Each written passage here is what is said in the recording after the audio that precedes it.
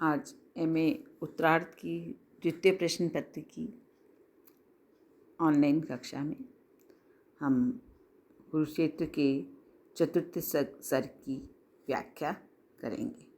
इससे पूर्व के व्याख्यान में भी मैंने आपको इसी सर्ग की व्याख्या के अंशों को बताया था। आज उसके आगे की व्याख्या हम करेंगे।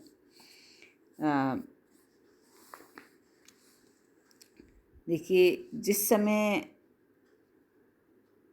भीष्म पितामह महाभारत के युद्ध के कारणों में राजसूय यज्ञ और उसके उद्देश्यों का विश्लेषण युधिष्ठिर के सम्मुख कर रहे हैं और महर्षि व्यास की भविष्यवाणी की महत्ता और उनकी सार्वकालिक दृष्टि का उल्लेख भी इस पद में किया गया है।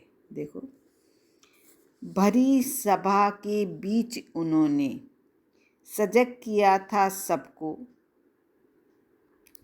पथ पथ पर संयम का शुभ उपदेश दिया था सबको, किंतु अहम में राग दीप्ति नर कब संयम करता है, कल आने वाली विपत्ति से आज कहाँ डरता है।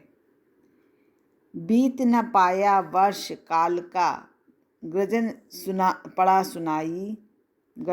सुनाई, इंद्रप्रस्थ पर घुमड़ विपत की घटा अतर्कित छाई। देखिए, इस अंश में कवि बता रहे हैं कि राजसूय यज्ञ में सभी मनुष्य सुखी थे, किंतु महर्षि व्यास का हृदय दुखी था। इसी दुख के कारण भरी सभा के बीच उन्होंने सजग किया था सबको। इसी दुख के कारण उन्होंने भरी हुई सभा में सभी उपस्थित जनों को भावी अनिष्ट और विनाश से सतर्क कर दिया था, आने वाले विनाश की ओर संकेत कर दिया था। पथ पथ पर संयम का शुभ उपदेश दिया था सबको। इतना ही नहीं, उन्होंने यह भी कहा था कि कदम कदम पर संयम रखकर ही जीवन शांतिपूर्वक चल सकता है। वास्तव में व्यास संयम का शुभोपदेश इसलिए भी दे रहे थे ताकि विनाश से बचा जा सके, है ना। भीष्म पितामह कहते हैं कि जो मनुष्य अहंकार से परिपूर्ण होता है और राग दीप्ति नर और इच्छाओं के जाल में फंसा रहता है, कब संयम करता है, वह संयम नहीं कर पाता है। कल आने वाली विपत्ति से आज कहाँ डरता है।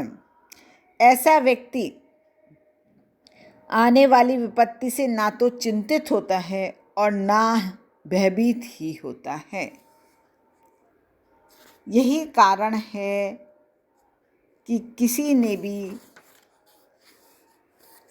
व्यास की वाणी की ओर उनके शुभ उपदेश पर ध्यान नहीं दिया। बीत न पाया वर्ष काल का गर्जन पड़ा सुनाई, परिणाम स्वरूप भयंकर निकला।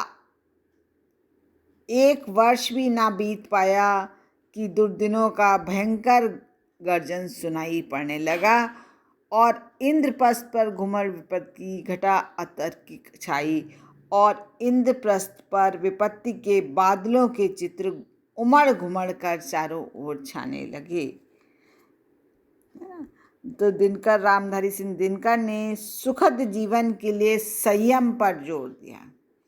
उन्होंने कहा, यदि मनुष्य को अपने जीवन को सुखी बनाना है तो संयमित रहना पड़ेगा। संयम के ऊपर जोर दिया है और अहंकार एवं वासना प्रिय मनुष्यों की स्थिति को भी यहाँ पर स्पष्ट किया है।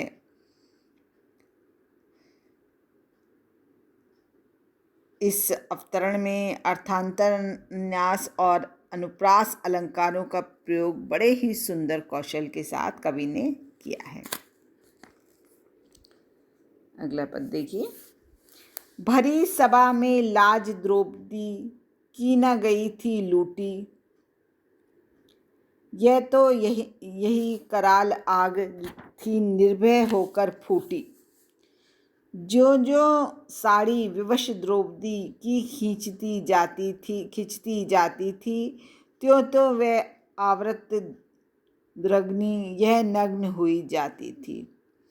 उसके कर्षित केश जाल में केश खुले थे इसके, पूंजभूत वसन उसका था, वेश खुले थे इसके। दुर्वस्था में घेर खड़ा था उसे तपोवल उसका, एक दीप्त आलोक बन गया था चिरांचल उसका। देखिए, इस अंश में कवि ने भीष्म पितामह युद्ध की के माध्यम से युद्ध की पृष्ठभूमि पर प्रकाश डाला है। वे कह रहे हैं कि भरी सभा में लाज, कि ईर्ष्या भावना, लक्षाग्रह की लपटें, शकुनी का कपटपूर्ण जुआ और युधिष्ठिर की वन की आपदाएं यदि कुरुवंश के लिए विष के समान बन गई थीं। इसी क्रम में द्रौपदी का चीरहरण प्रसंग भी आता है। इसी प्रसंग को स्पष्ट करते हुए पितामह कह रहे हैं कि भरी हुई सभा में द्रौपदी की लज्जा नहीं लूटी गई थी, बल्कि वह तो इसी बैर और ईर्ष्या भाव की भयानक अग्नि थी। वह तो यही कराल आग की थी निर्भय होकर फूटी। भयानक अग्नि थी जो चीरहरण के रूप में प्रकट हुई थी। जो जो साड़ी वश द्रौपदी, कहते जैसे जैसे द्रौपदी की साड़ी खिंचती जा रही थी, वैसे वैसे शत्रुता की आग प्रकट होती जा रही थी।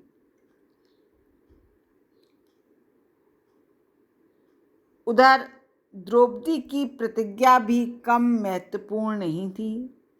चीरहरण के बाद द्रौपदी ने यह संकल्प किया था कि जब तक दुशासन के रक्त से अपनी वेणी को नहीं चुपेड़ेगी तब तक वह अपने केशों को खुला रखेगी।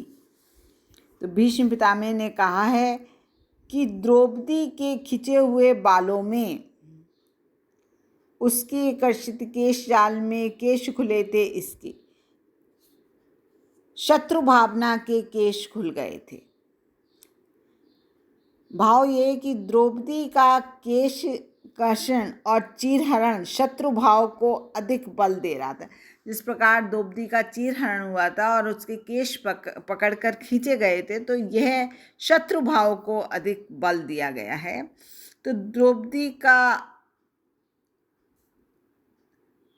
अपमान और लज्जाहरण एक प्रकार से बैर भावना की सुदृढ़ आधारशिला बन गया था। इस बुरी स्थिति ने दुर्वस्था ने घेर खड़ा था, तो उसे तपोबल उसका, इस बुरी स्थिति में भी द्रौपदी का तपोबल उसके साथ था। उस तपोबल का तीव्र प्रकाश ही उसके लिए वस्त्र का काम कर रहा था। अभिप्राय यह है कि दुशासन ने द्रौपदी को नंगा करने का प्रयत्न किया, उसका चीरहरण करने का प्रयत्न किया, किंतु वह अपने तपोबल के प्रभाव से नग्न नहीं हो पाई थी। कृष्ण ने उसका चीर बढ़ाकर उसकी मदद की थी, है ना। तो इस अंश में कवि दिनकर ने द्रौपदी के चीरहरण प्रसंग का मार्मिक चित्र प्रस्तुत किया है और महाभारत के युद्ध की पृष्ठभूमि भी प्रस्तुत की है।